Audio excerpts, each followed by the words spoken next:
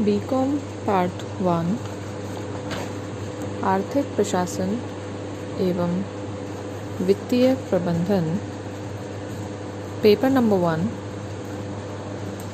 भारत में आर्थिक पर्यावरण economic environment in India.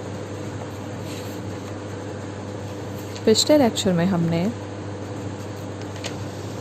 Bharat की पंचवर्षीय योजनाओं के उद्देश्य एवं व्यूह रचना के अंतर्गत प्रथम पंचवर्षीय योजना के उद्देश्य यथा द्वितीय विश्व युद्ध तथा देश के विभाजन से अर्थव्यवस्था में उत्पन्न असंतुलन को दूर करना तथा देश में सर्वांगीण तथा संतुलित विकास की एक ऐसी प्रक्रिया प्रारंभ करना जिसमें राष्ट्रीय आय में वृद्धि, जीवन स्तर में सुधार तथा संविधान में वर्णित उद्देश्यों की पूर्ति का मार्ग प्रशस्त हो सके की चर्चा की। हमने यह भी जाना कि स्ट्रैटेजी अर्थात व्यूह रचना क्या चीज़ है,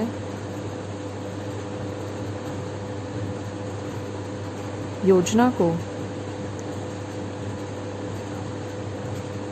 किस प्रकार से परिभाषित किया गया है तथा किस प्रकार व्यूह रचना अलग अलग क्षेत्रों में प्रयोग में ली जाती रही है, बात पर चर्चा की। हमने प्रथम योजना की व्यूह रचना को जाना, जिससे हमें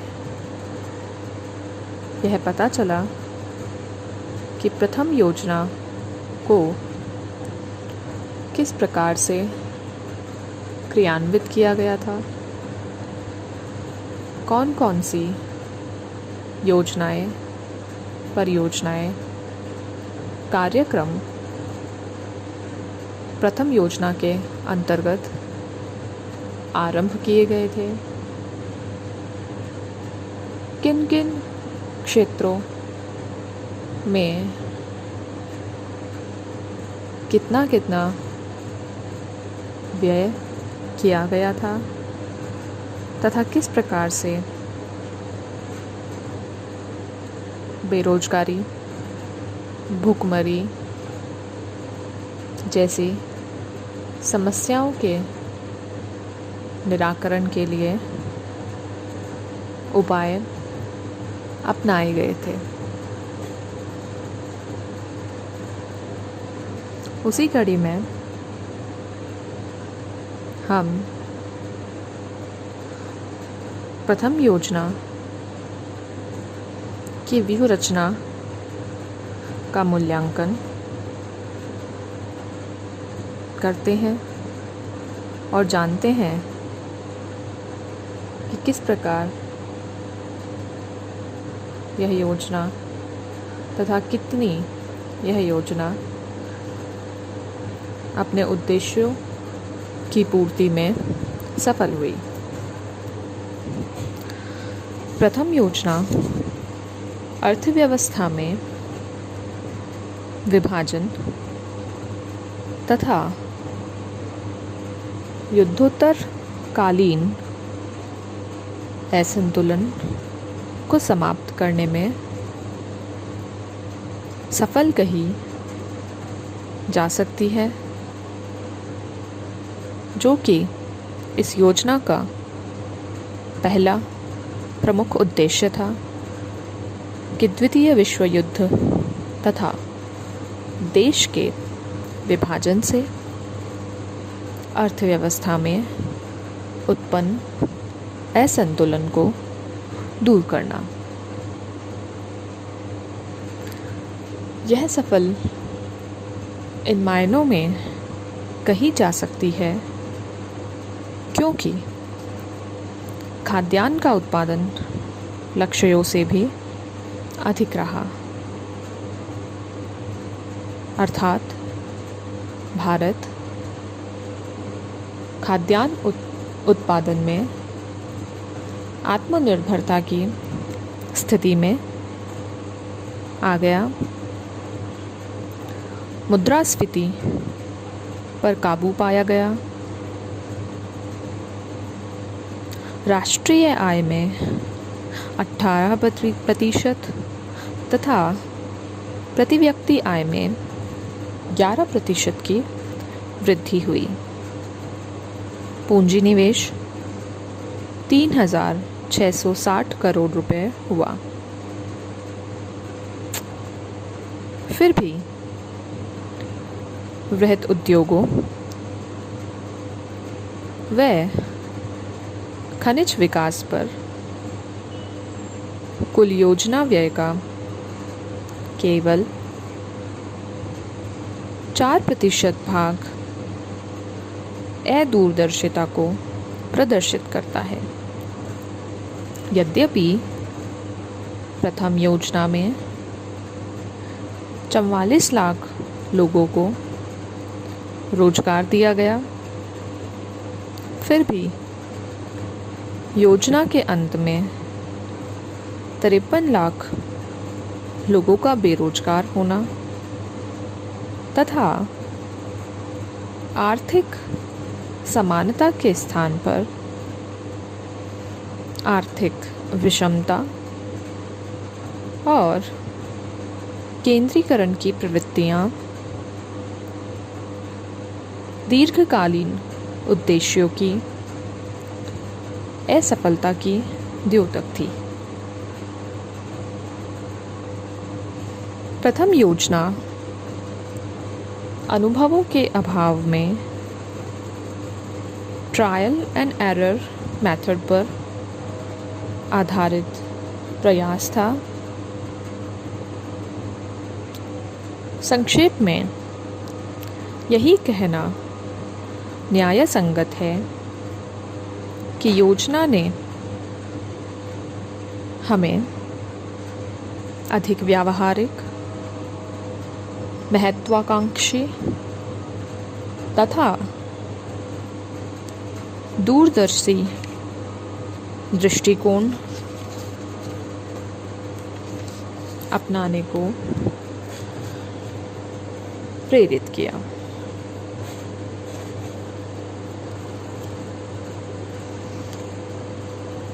आइए अब जानते हैं द्वितीय पंचवर्षीय योजना के उद्देश्य को। प्रथम योजना के सफल क्रियान्वयन देश में औद्योगिकरण की तीव्र लालसा तथा 1954 में कांग्रेस अधिवेशन में समाजवादी समाज की स्थापना के लक्ष्य से आर्थिक नीति में क्रांतिकारी परिवर्तन का संकेत मिला। तदनुसार द्वितीय योजना के उद्देश्य अधिक महत्वाकांक्षी, आर्थिक, सामाजिक तथा राजनैतिक दृष्टि से व्यापक तथा दीर्घकालीन लक्ष्यों से प्रेरित थे।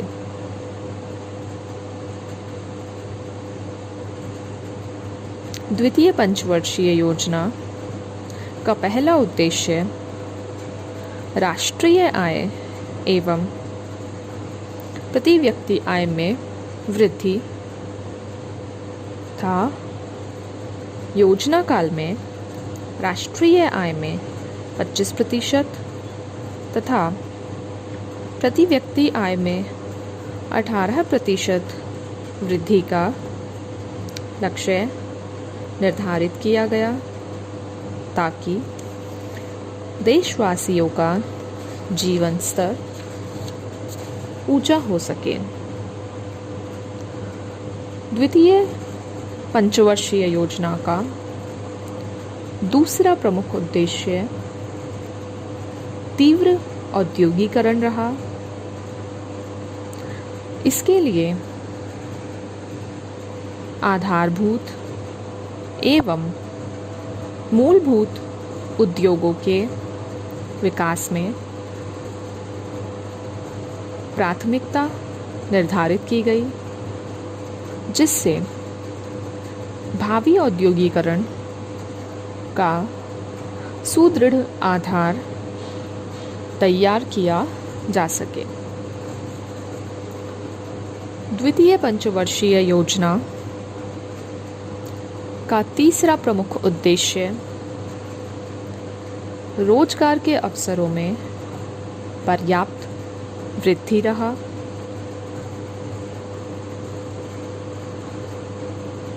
बढ़ती बेरोजगारी एक कल्याणकारी अर्थव्यवस्था के लिए कलंक है और मानव शक्ति के दुरुपयोग का द्योतक है। अतः योजना में बेरोजगारी के समापन के लिए श्रम प्रदान उद्योगों के विकास पर बल दिया गया और कृषि के अतिरिक्त अन्य क्षेत्रों में 80 लाख अतिरिक्त लोगों को रोजगार प्रदान करने का लक्ष्य रखा गया। द्वितीय पंचवर्षीय योजना का चौथा महत्वपूर्ण उद्देश्य आर्थिक विषमताओं में कमी तथा केंद्रीकरण की प्रवृत्ति पर रोक रहा। समाजवादी अर्थव्यवस्था की स्थापना के संकल्प को मूर्त रूप प्रदान करने के लिए इस योजना में आय तथा संपत्ति की असमानता को दूर करने, आर्थिक शक्तियों के समान वितरण को प्रोत्साहित करने तथा आर्थिक सत्ता के केंद्रीकरण पर रोक लगाने के उद्देश्य रखे गए। योजना आयोग के अनुसार दूसरी योजना का उद्देश्य ग्रामीण भारत का पुनर्निर्माण करना, औद्योगिकरण की सुदृढ़ नींव रखना, जनता के शक्तिहीन एवं अधिकारहीन वर्ग को समुन्नति का अवसर प्रदान करना तथा देश के सभी भागों का न्यायोचित संतुलित विकास करना रहा। इससे स्पष्ट है कि द्वितीय योजना के उद्देश्य पहली पंचवर्षीय योजना से अधिक व्यापक, दूरदर्शितापूर्ण तथा विवेकशील थे, जिसमें आर्थिक समृद्धि के लिए आवश्यक पृष्ठभूमि तथा सुदृढ़ आधार तैयार करने के साथ साथ सामाजिक न्याय एवं सुरक्षा तथा राजनैतिक स्थायित्व के उद्देश्य भी निहित थे। तो इस प्रकार आज की चर्चा में हमने प्रथम योजना का मूल्यांकन किया तथा द्वितीय पंचवर्षीय योजना के महत्वपूर्ण उद्देश्यों की चर्चा की। आगे की चर्चा हम अगले लेक्चर में करेंगे।